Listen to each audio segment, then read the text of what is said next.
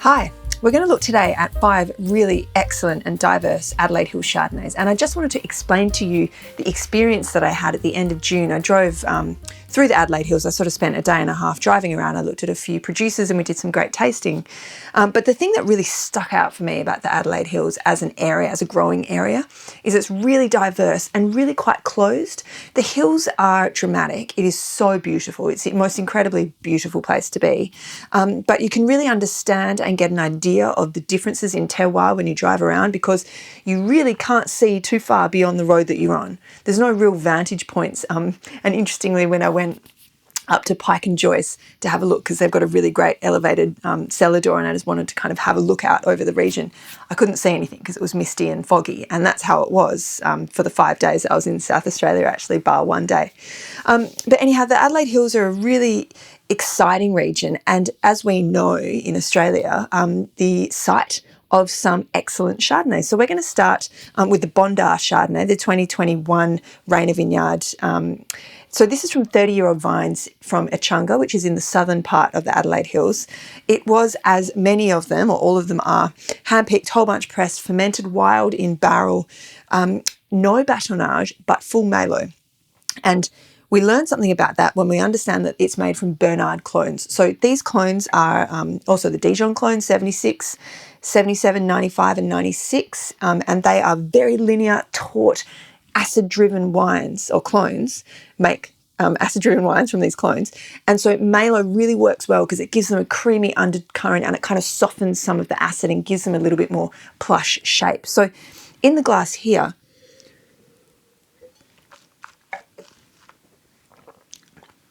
this is a really, really beautiful wine because it has life and lift and energy and really sophisticated shape in the mouth. This is not a big, powerful wine. This is a delicate, creamy, elegant wine, and I really love it. When I tried it first before coming on air and ensuring that I loved the wines before I spoke about them, it just really kind of came out and went, yeah, this is delicious. Very, very pretty wine. In the second glass, we've got the Coates Reserve Chardonnay. So the Coates Chardonnay and the Coates Reserve Chardonnay are both from the same single vineyard, but they're done as separate picks and separate fermentation and maturation projects. So this spends a longer time in a high proportion of new oak.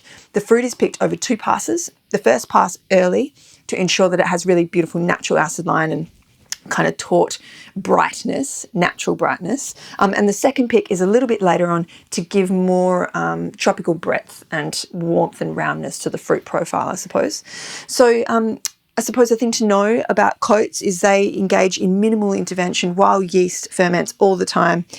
They prefer to gravity settle the wines as opposed to filtration.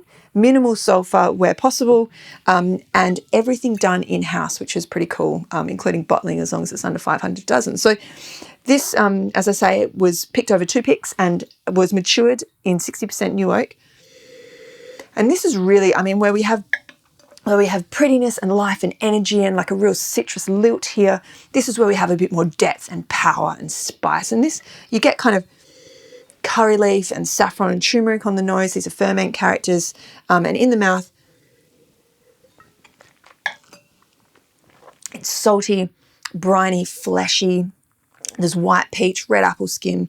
It's really, this is a very, I would say, typical high quality Chardonnay in terms of the style that it gives you and the sensation that it gives you. But brilliant length of flavour, 13% alcohol, so really kind of fresh and taut, as well as being powerful. And something to note, 2021. So this is a 2020, but otherwise we have all 21s. 2021 was a really great vintage in South Australia, and in the Adelaide Hills, they had good rain and really favourable weather conditions over the growing season and fruit set, so good yields. But then when we came into the growing season, it was dry, there was no major heat events, and they had this gorgeous kind of long run up to picking, which means that producers can choose to pick the wines whenever they feel they're ready, which is the best for the wine, and it really does help to define the greater vintages. There's no pressure to pick when they're not ready. So yeah, 21, excellent. If you're looking for a vintage tip, that's one. So moving into the third wine, this is a limited release from Murdoch Hill. It's called the Rocket. This, again, is hand-picked, whole bunch pressed, wild fermenting barrel, 10 months élevage in 65% new oak, French, of course. And this I like because this is really flinty and funky, and there's a lot of kind of cool, delicious things on the nose. It's got rose petals and curry leaf and brine and apple skins, and this is good. I really like the nose and what's going on here.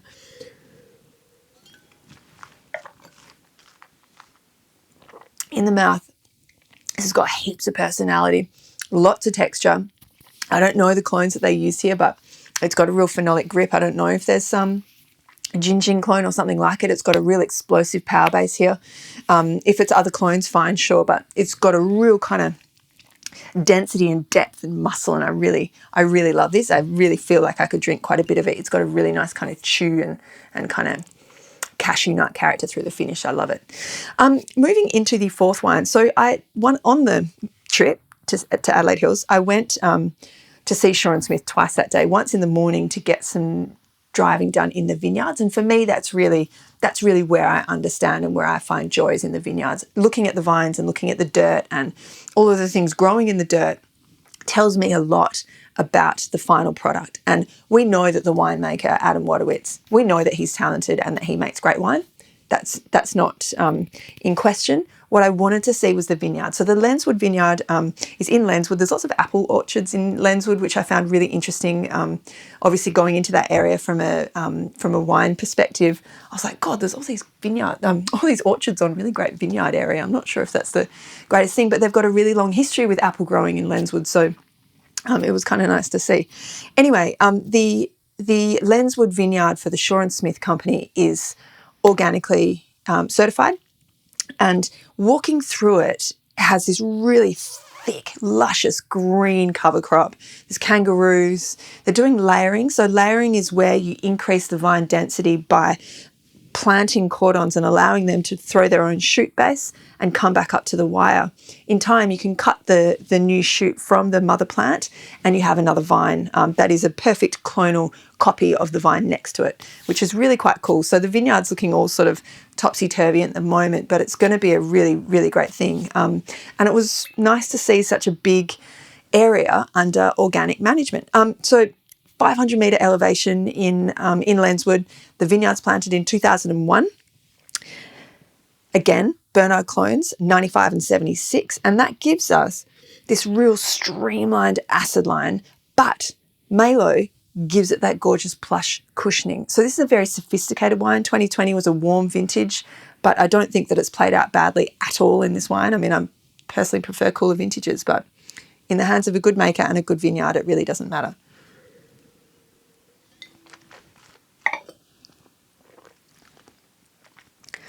It's savoury, it's sophisticated, it's long. There's a really good draw of flavour over the palate.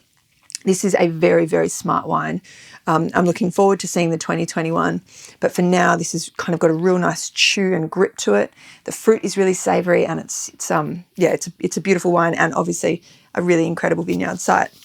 So speaking of incredible vineyard sites, we now have the Tapanappa Tears Vineyard. So this is in the Piccadilly Valley, and I didn't get to go to the Piccadilly Valley, and I was kind of bummed about that. But this is known for really powerful, driven Chardonnays. So this Tears Vineyard was planted by the Crozer family in 1979. Winemaker is Brian Crozer. It's 450 metre elevation, and it's barrel fermented, of course. This is a really cool wine. Like, this has been a beautiful wine for years and years and years. And if you think about complexity, depth, richness, body, length, line, this wine has really got it all. And if you've read hyperbole about it and you've been wondering whether or not it's true, well, I can confirm for you, this is a sensational wine of global proportion. On the nose is salted cashew and again curry leaf from that wild ferment barrel character. Red apple skins, there's yellow peach, there's white peach, there's nuts, pistachios, it's brine. This is all just on the nose. It's an incredibly evocative and exciting wine. I'm so glad I don't have to spit that out. It's mouth-filling. It goes to the very sides of your mouth. It goes long. I can still taste all of the characters that it has to give now. This is a pedigree wine, and I really urge you, if you haven't been able to try it yet, I really feel that you should. It's one of Australia's great Chardonnays, and it really kind of sets the Adelaide Hills in a really great place if you need to understand. And this is a really brilliant spectrum of flavour and style making here. So Adelaide Hills, love it. Love going there. I drove to the Lobethal Bakery and had a chili Kransky for breakfast on the first morning, and just sitting in the car looking at the map, eating this Kransky, I was like, yeah, I think it's going to be a really great day. And it was. What a shock. Chardonnay, what a great topic. Drink more of it.